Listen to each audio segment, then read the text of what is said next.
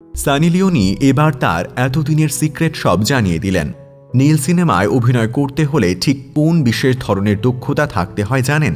সানি যখন এই ধরনের সিনেমায় যুক্ত ছিলেন তখন তাকে ঠিক কি কাজ করতে হতো এবার সব নিজের মুখেই খোলসা করলেন সানি লিওন। ঠিক কি বললেন তিনি, চলুন শুনে নেওয়া যাক।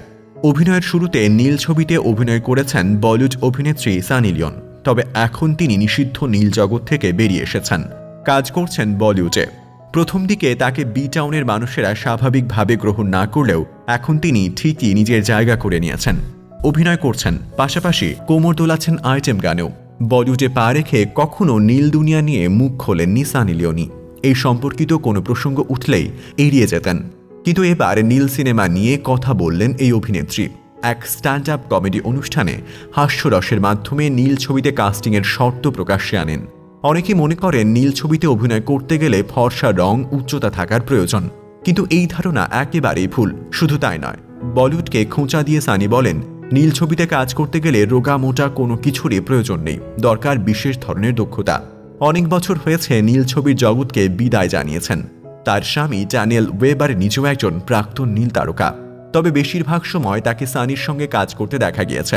এছাড়া ড্যানিয়েল একজন গিটার বাদক, তিনি সানির ম্যানেজারও।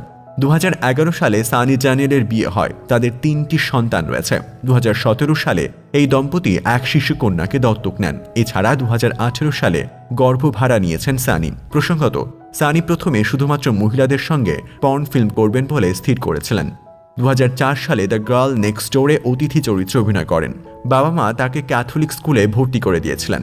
2004 সালে অ্যান্টি বুশ প্রচারের জন্য নিজের চুল কেটে প্রতিবাদ জানান তিনি। 15 বছর বয়স থেকে রোজগার শুরু করেন, কাজ পান জার্মান বেকারিতে।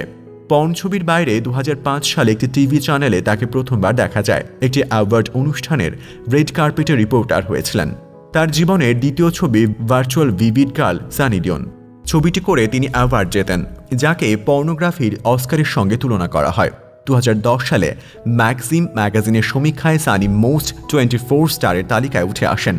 প্লেবয় এন্টারপ্রাইজের ভাইস প্রেসিডেন্ট ম্যাকি অ্যাডিকসনের সঙ্গে সম্পর্ক গড়ে উঠেছিল। তো দর্শক, এই ছিল আমাদের আজকের ভিডিও। আপনার মতামত অবশ্যই কমেন্ট বক্সে জানাতে ভুলবেন না। Thanks for watching.